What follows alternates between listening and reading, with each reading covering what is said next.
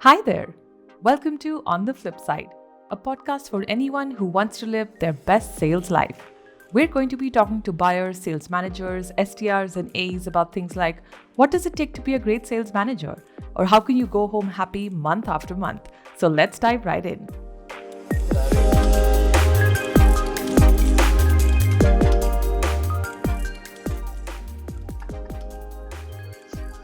Whoa! What's going on? How I you love doing, that. Arjun? How's it going? How are you doing? Thanks for doing Life is this. good. I mean, good night to you. It's midnight, isn't it? Yep, it's exactly midnight. Yeah, I mean, but no, I think this is great. Thanks for doing this. We're going to be talking about things that, that reps are not going to be talking to their own leaders or managers, the other sales leaders and managers. And I'm going to be asking you questions, some questions that I jotted down that I think reps might want to ask their own leaders and managers, but haven't been doing that. So yeah, that's the overall idea. But yeah, I mean, I we have wingman, but I'm still kind of winging it because it's my first time. But I get some feedback on this too, just like the way you gave me feedback when I first reached out to you a few months ago. Oh yeah, for sure, for sure. Right? Awesome. Cool. I think my first question, the one thing that I had in mind was I hear this question a lot. A lot of my colleagues who lost their jobs in the recent past because times have been tough. They keep telling me, I got rejected on this one, I got rejected on this one. It's a tough time. It's a tough time for everybody. And I've heard a lot of them say, I don't know what they're looking for because now I'm clueless. I've done everything. I've tried every stunt in the book. I don't know. Like I've done everything. Now I'm clueless. I don't know what they're looking for. So, Larry, what's the one personality trait that you are definitely looking for? Your reps, like the one thing. Yeah. Yeah, I appreciate it, Arjun. And this is a gold mic moment. I mean, I appreciate you asking me. It's not just one trait. I'm looking for the total package. I want a well-rounded individual who's got a history and track record of excellence in everything that they've done. So I'll break it down to you real quick. I use the acronym EPIC, Mm-hmm. EPICCCC. I got a couple C's. The E is entrepreneurial spirit. I want someone who takes ownership and accountability of the outcome. They don't blame outside external factors. They take responsibility, that person in the mirror. The P is preparation and planning. Do you practice? Are you prepared? Are you ready? If you stay ready, you don't have to get ready. The I is internal drive and desire. Essentially, do you have the heart? Do you have the mind to be able to figure it out? How hungry are you? I need people that are hungry. I need people that want to eat. If you're comfortable, you can go be comfortable on someone else's team. You're not going to be comfortable on my team. Because I'll tell you this, I'm not comfortable. I put myself in uncomfortable situations really on a daily basis. I mean, just you and I talking right now, I'm nervous, man. You can't see it, but I've been sweating up a storm. It's out of my comfort zone, dog. Now, the C, there's a bunch of C's. Communication. Can you hear me now? And a lot of communication is not what you say, it's how you say it, but it's also your listening skills. Are you coachable? Also, the C is care. Do you give a damn? If you don't care, then ain't nobody got time for it. And then the other C is curiosity. Are you naturally and generally curious? So that's my epic, as well as there's the intangibles like a positive attitude. Life is too short. I think the millennials say YOLO, you only live once. Well, we're on a yo-yo. 2020 has been a yo-yo. We've been up on a Tuesday and then we've been down.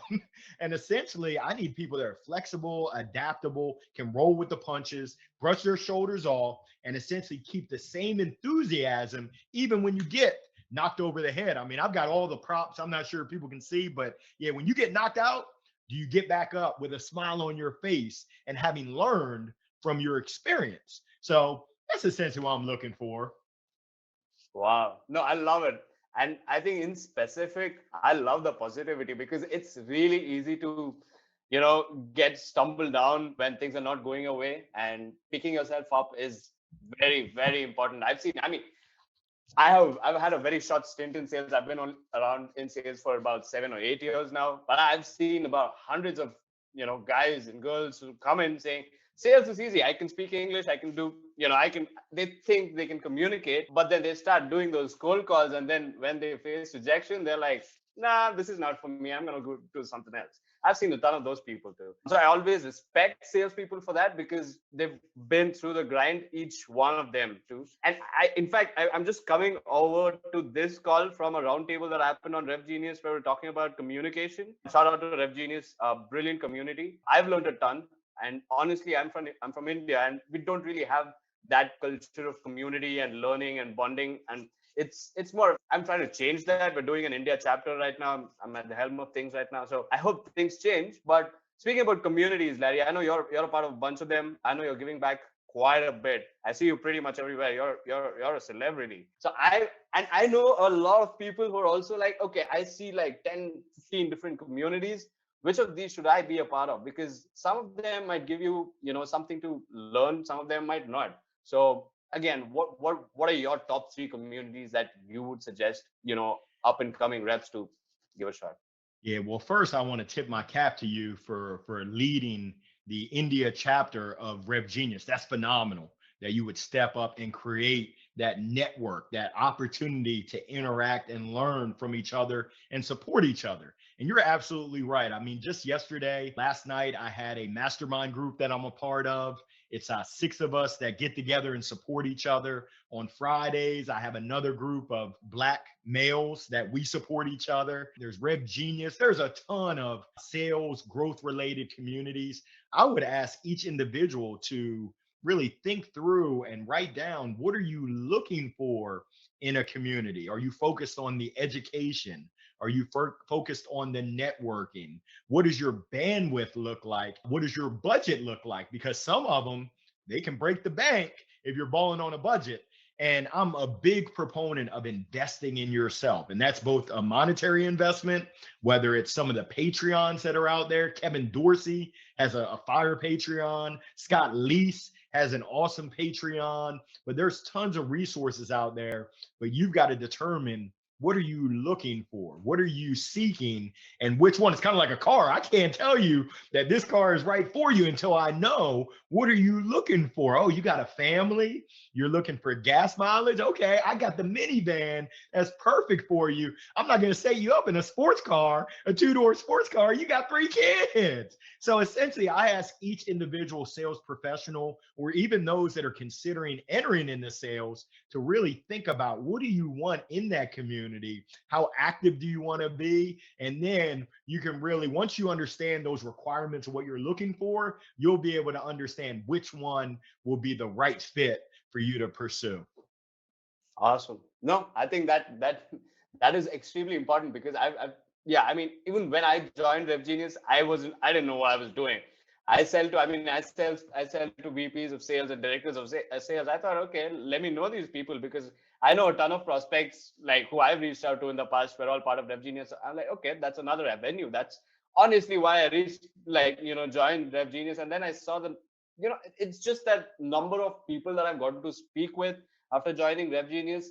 Just those conversations have yielded so much of learning for me. I've learned a ton. Like and Kevin Dorsey's Patreon is definitely fire. I think somebody introduced me to that in Rev Genius, and because of that, I got to learn a ton of things, right? Yeah, and I think community and social media. I think even LinkedIn is also a community because you get to learn a ton of stuff off of LinkedIn. You don't even. I mean, I've just begun trying to be active, trying to post some stuff, but yeah, and that's again one of the most hot topics, right? Reps are always like, should I post on LinkedIn? If I do, how much? What do I speak about? How is it going to help me in my job and things like that? So what are your thoughts? Where do you draw the line where you're building your own brand on LinkedIn versus also selling on LinkedIn? Because that's the thing too, social selling.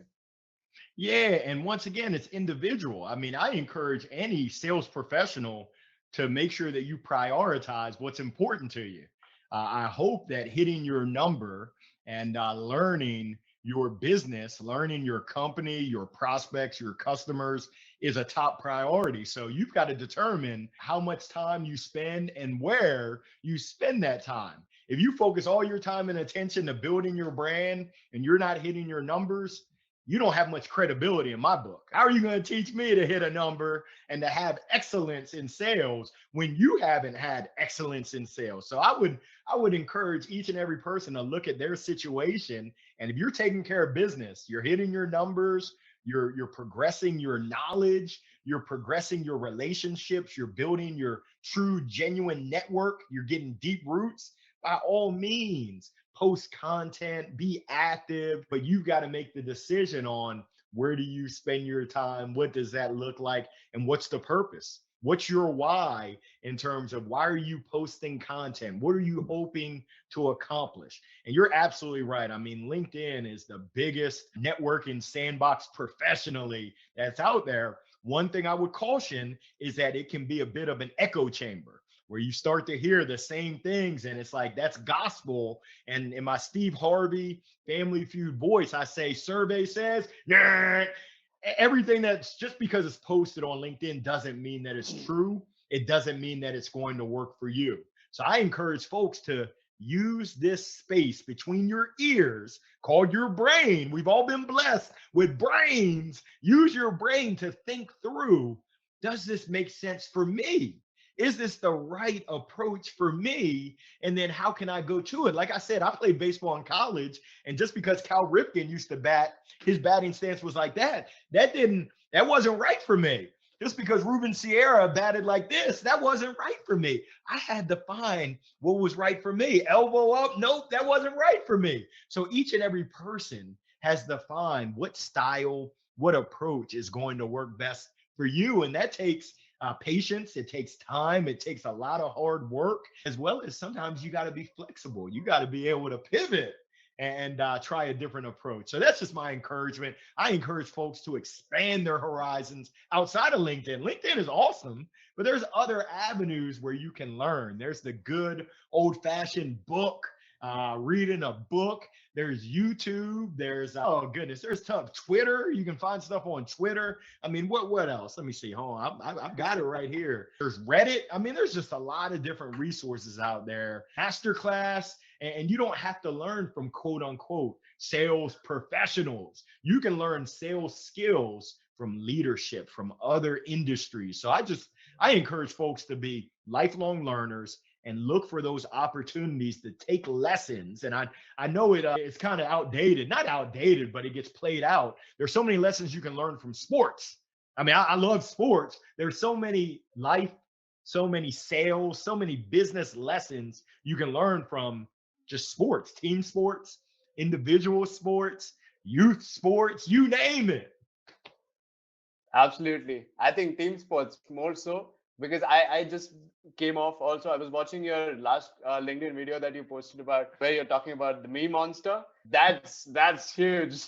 That's huge, right? Because I think, yeah, the sports analogy can definitely make a lot of sense in some ways, especially like these things. Another thing that I had in mind is also about, I don't know like if this could be controversial or not, but I've seen a lot of chit chat going on LinkedIn. A lot of people have different opinions about setting different goals during the pandemic. I'm not sure if that's even, I'm not sure if it rings a bell for anybody right now, but we went through this. I had my goals changed proactively, and that's a good leader there, right there for all of us. And I also see a lot of my colleagues who are still like, I'm not able to get anybody on the phone. And this was like, in the peak, like when March, April, May, and nobody was answering their phones. Everybody was like, I'm not going to buy anything. I'm just going to wait and watch, right? And I also see leaders where, they're not really considering this because they have their own targets. They're like, this is what is expected out of me. So hard luck, got to be doing what you got to be doing. So that's the thing. What's your stance with that? I'd like to know that. Yeah. So, I mean, to each their own in every organization. I think Mark Cuban from the Shark Tank, who I love watching Shark Tank, he said at the beginning of the pandemic, he said, keep your eyes and your ears open and take notes, because this time, this period, however long it's going to be, individuals and organizations are going to let their true colors shine through. So you talked about your example and your experience of proactively making the adjustment of the target. Some organizations have made that choice, and it's a choice. Others have said, who cares what's going on? We're going to stick to our number. If it impacts you, oh well. Well, I can tell you, I've been taking notes, just watching and observing and seeing what these organizations, these sales orgs, and I'm not sure if you're familiar with RepView, but essentially it's a data-driven ratings system of sales orgs that gives you the under the hood insight into how the sales org is, the product market fit, the lead flow, the base compensation, the variable compensation, diversity, equity, and inclusion efforts. So essentially, it gives you the real deal. These sales organizations can't hide anymore. Essentially, how you treat your people and how you operate your business, word gets out. So for the individual, when you're in that situation, you have to determine what are your core values? How do you roll? And if you're in a position where you have an opportunity to, how do I say this? If you have an opportunity to go to an organization that more closely aligns with what you're about, then by all means do it. If you don't, then you got to do what you got to do.